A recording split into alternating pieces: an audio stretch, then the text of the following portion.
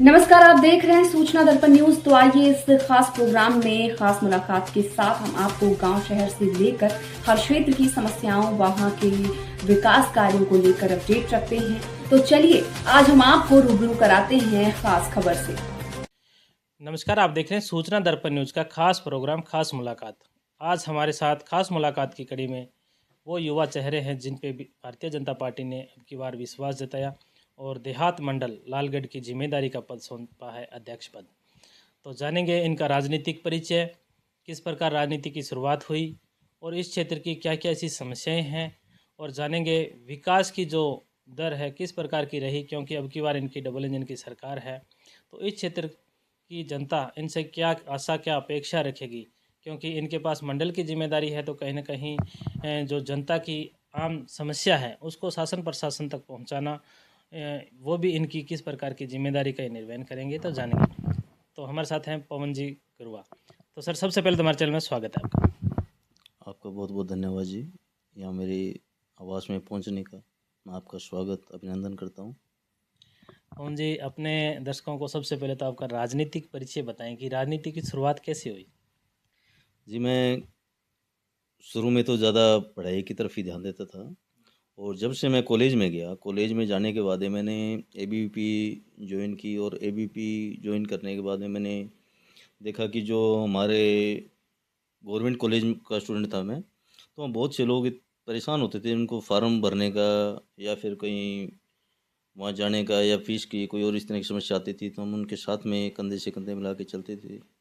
और वहाँ मैंने काफ़ी लंबे टाइम तक कॉलेज में काम भी किया। और उस टाइम हम जो कॉलेज राजनीति के अंदर कभी भी चुनाव के अंदर भाग लेते थे, तो हमारी एक रुचि होती थी कि जिसको कैंडिडेट हमने बनाया है तो उसको किसी हाल में हमें जिताना ही है। और उसके लिए हम जी जान करके रखते थे, और हम 15-15 दिन तक, हमें याद है जी, हम घर नहीं जाते थे, और जहाँ जिस गांव में रात हो जाती थी उसी गांव में हम रुक जाते थे। क्यों, उस टाइम हमारे लगभग 200 के प्लस ही गांव थे, कॉलेज के अंदर स्टूडेंट थे 200 प्लस गाँवों के, तो उन सब में जाना पड़ता था।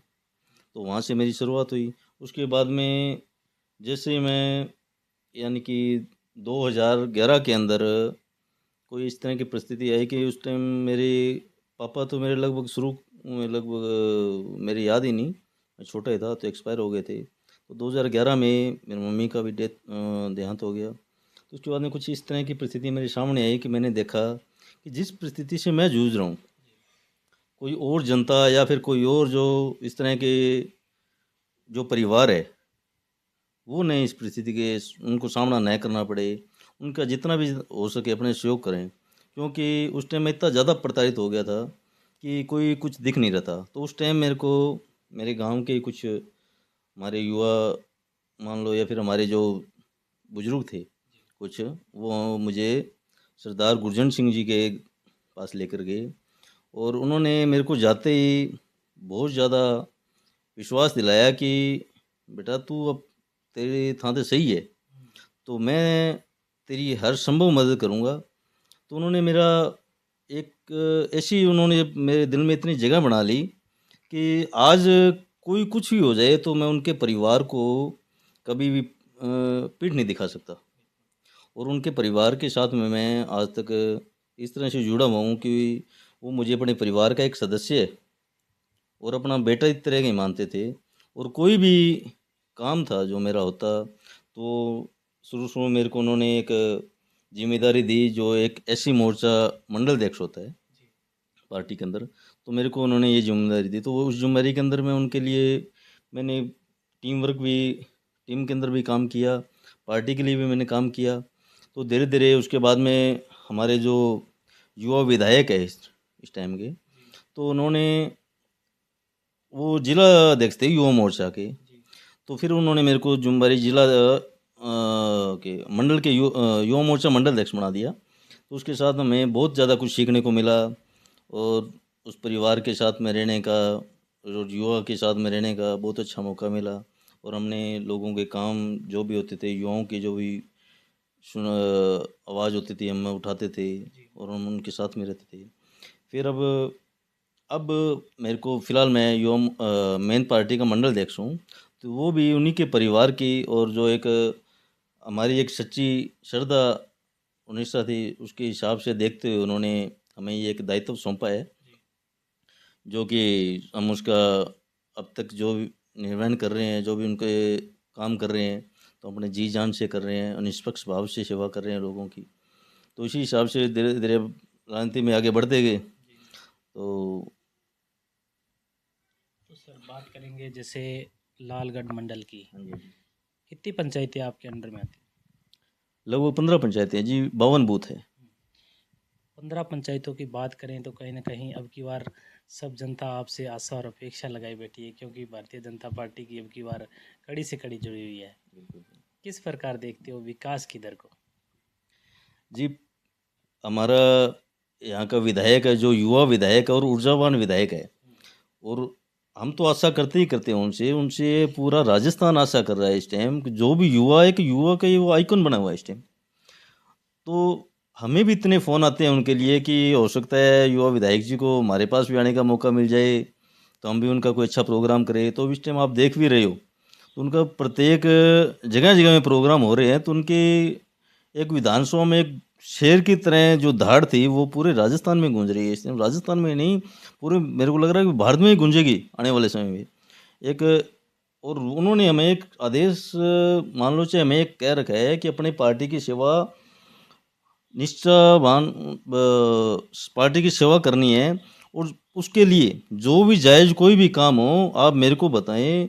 हमें काम की और पैसे की हमारे पास कोई कमी नहीं है।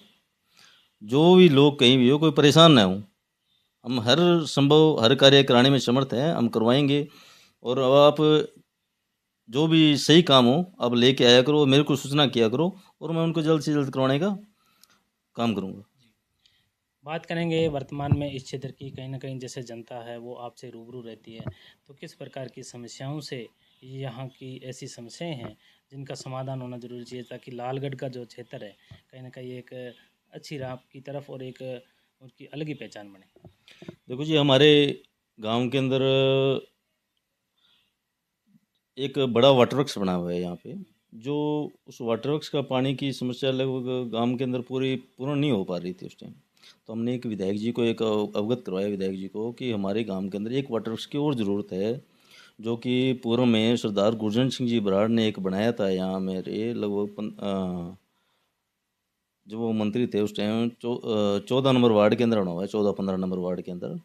तो हमने उनसे आग्रह किया कि एक यहाँ ये बड़ा वाटर वर्क्स बन जाए, तो लगभग या आधा गांव इससे जो पानी के अंदर पानी की पूर्ति हो सकती है आधे गांव की। तो विधायक जी को हमने अवगत कराने के बाद में बनते ही करवाया, तब अब वो काम पूर्ण हो चुका है, और उसके लगभग 8 करोड़ रुपए पास हुए हैं, और वो वाटर वर्क्स जल्दी चालू हो जाएगा अभी। तो विधायक जी से मैंने बात की, वही कब चालू होगा, तो उन्होंने बोला कि मंत्री जी को हम बुलाएंगे और बुला करके इसका उद्घाटन करवा देंगे, और जल्दी चालू इस वाटर वर्क से जो हमारे गांव के अंदर पानी की कमी थी वो उसकी पूरी पूर्ति हो जाएगी। उसके बाद में कोई दिक्कत नहीं आएगी, क्योंकि हर आदमी को लाइट पानी की सुविधा चाहिए होती है, और विधायक बनने के बाद में पानी की तो ये हमारी पूर्ति हो ही जाएगी। तो हमारे गांव के अंदर के लाइट की भी बहुत समस्या थी, तो उनको बनने के बाद हमने उनको अवगत कराया कि हमारे गांव में नहीं, पूरे एरिया के अंदर लाइट की बहुत ज़्यादा समस्या है, क्योंकि ट्रांसफार्मर पिछले 5 सालों में कोई एक भी नहीं लगा था। तो अब हमारे लालगढ़ गांव के अंदर ही लगभग 10-12 ट्रांसफार्मर लगे हैं, और 12 ट्रांसफार्मर मेरे मंडल में लगे हैं अभी। तो उससे हमें आशा है कि जल्दी इसकी ये भी पूर्ति हो जाएगी। और एक हमने बड़े जीएसएस के लिए विधायक जी ने भेजा है, जो लगभग 40 करोड़ का बजट लगना है उसमें। वो हमारे केराचक रोड है वहाँ, या इस साइड में कोई भी हम जगह भी देख रहे हैं, कोई 10 बीघा 9 बीघा जगह मिल जाए तो वहाँ बन जाएगा, तो हमारे वो पानी लाइट की समस्या भी पूरे एरिया की दूर हो जाएगी। तो बात करेंगे जिस प्रकार आप एक युवा टीम को लेके हमेशा एक फील्ड में उतरे हो, और युवाओं का भी आपके साथ पूरा सहयोग रहा है, तो युवाओं के लिए विशेष करके इस क्षेत्र में क्या सौगातें रही? देखो जी, युवा के फील्ड में उतरने का, देखो युवा हमारे विधायक युवा है, और एक वो युवा के आइकॉन भी है, और उनके आधार पर हमारा भी ये फर्ज बनता है कि उनका साथ दें। जो युवा हमारे साथी है उनकी भी हम आवाज़ उठाएं। तो उन्होंने एक युवाओं के लिए और पढ़ने वाले बच्चों के लिए हमारे विधायक ने हमारी जो 60 पंचायतें हैं, तो 60 पंचायतों में उन्होंने एक लाइब्रेरी है, लाइब्रेरी देने का उन्होंने निश्चय किया है कि प्रत्येक गांव के अंदर, प्रत्येक पंचायत के अंदर मैं एक लाइब्रेरी दूंगा, जिससे कि युवाओं को फ़ायदा हो और ज़्यादा से ज़्यादा वो नौकरी, सरकारी नौकरी या भाई जो लिमिटेड प्राइवेट कोई भी अपना काम कर सके, तो अपने वो उनका एक ही लक्ष्य है कि पढ़ाई के अंदर ज़्यादा ध्यान होगा युवाओं का, तो युवा कामयाब होंगे। तो हम पूरी कोशिश कर रहे हैं जी। और इसके साथ साथ में प्रत्येक पंचायत के अंदर वो एक ग्राउंड, या हैंडबॉल ग्राउंड हो या फिर कोई बास्केटबॉल ग्राउंड हो खेल के लिए, वो भी दे रहे हैं। तो युवाओं के लिए हम, हमारे विधायक जी बहुत अच्छा काम कर रहे हैं जी। तो सर, वर्तमान में देखा गया है कि अधिकतर जो नशे की प्रवृत्ति कहीं ना कहीं बढ़ती जा रही है क्षेत्र में, तो युवाओं के लिए क्या संदेश रहेगा आपका? जी, नशे की प्रवृत्ति के हमारे विधायक जब बना था एमएलए, उसके बाद में उन्होंने, सादुल सर हमारे एक गुरुघर है जी, तो वहाँ गुरुघर में उन्होंने जाकर के एक गुरु ग्रंथ साहिब के सामने उन्होंने एक शपथ ली थी कि मैं नशे के विरुद्ध कार्य करूँगा, नशा ज़्यादा से ज़्यादा रोकने की कोशिश करूँगा, और नशे के अंदर कोई मेरे परिवार का, मेरे घर का भी कोई सदस्य हुआ तो मैं उसके कभी पक्ष नहीं लूँगा। और नशे के खिलाफ उन्होंने जो आवाज़ उठाई थी, इस टाइम जो मोदी जी आए थे पीलीभंगा में, उन्हें आवाज़ वहाँ उनको भी अवगत करवाया था कि हमारे एरिया में सब नशा बहुत ज़्यादा बढ़ रहा है, और जो बॉर्डर पार से नशा रहा है उसके ऊपर प्रतिबंध कैसे भी करके लगाओ। तो उन्होंने उनकी सुनवाई करके अपने बॉर्डर पर और अच्छा प्रतिबंध भी लगाया है। उसके बाद में काफ़ी फ़र्क पड़ा है। आज भी हम विधायक जी के निर्देशानुसार हम नशे के खिलाफ एक मुहिम भी चला रहे हैं, और हम एक हमारी तरफ से एक टीम भी तैयार कर रहे हैं, जो कि जो नशे करने वाले हो या फिर नशे का कारोबार कर रहे हैं, उनको भी हम डायरेक्ट इनडायरेक्ट रूप से उजागर कर रहे हैं।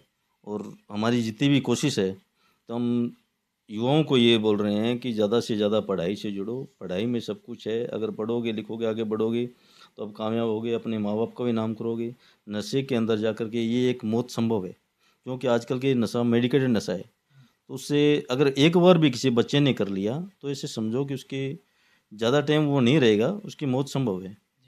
तो हम ज़्यादा से ज़्यादा बच्चों को ये कहेंगे कि आप शिक्षा से जुड़ें और अच्छी शिक्षा लें।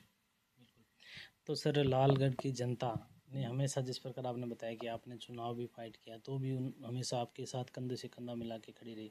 तो इस क्षेत्रवासियों के लिए, किसानों के लिए और आपकी जो पंचायत की ये प्यारी प्यारी जनता है, उसके लिए क्या संदेश रहेगा? देखो जी, चुनाव की तो बात ये है कि चुनाव हमारे स्वर्गीय पूर्व मंत्री जी दादाजी थे, उन्होंने हमारे लिए बहुत अच्छी कोशिश भी की थी। और वो मेरे चुनाव के अंदर, एक सरपंच का चुनाव था, उसके अंदर उन्होंने मेरे यहाँ नाम भी वही निकाल कर के गए थे, और 2-3 बार उन्होंने यहाँ सभा भी की थी। तो हमारा अच्छा फाइट रहा था उसके अंदर जी, लगभग हमें 2500 के लगभग वोट आए थे उसमें। तो उसके अंदर हमारी युवा टीम ही पूरी वर्क कर रही थी, और उनका तो देखो जी कोई मोल ही नहीं है इस टाइम, कि आज पूरे भारत के अंदर जो हमारे मंत्री जी थे, पूरे भारत में उनको याद कर रहे हैं लोग। और हमारे एरिया के अंदर तो इनको एक तरह के वो एक मसीहा ही थे। हमारे गांव में आज तक उनके जितना कोई काम नहीं कर पाया। अगर फाइट भी करेगा तो ये एमएलए है हमारा, ये उनके कामों को पीछे उनसे ज़्यादा काम करेगा। बाकी कोई ऐसा आज तक कोई एमएलए नहीं है कि उनके जितना कभी काम कराए हमारी विधानसभा में। तो ये थे हमारे साथ देहात मंडल अध्यक्ष लालगढ़ जटान से श्रीमान पवन जी गरुआ, जिन्होंने बताया कि इनका जो संघर्ष है एक छात्र राजनीति से शुरू हुआ और आज एक मंडल अध्यक्ष की जो जिम्मेदारी भारतीय जनता पार्टी ने उनके कंधों पे दी है, तो कहीं ना कहीं उसको एक ईमानदारी के साथ निर्वहन करने का इनका निर्णय है। और युवाओं के लिए विशेष करके संदेश दिया कि नशे से दूर रह के अपने भविष्य का निर्माण करें। तो सर, हमारे चैनल में 10 मिनट टाइम देने के लिए बहुत बहुत धन्यवाद। थैंक यू सर, धन्यवाद। तक के लिए इतना ही। हम आपको गांव शहर से लेकर हर क्षेत्र की समस्याओं और वहां के विकास कार्यों को लेकर रखेंगे अपडेट।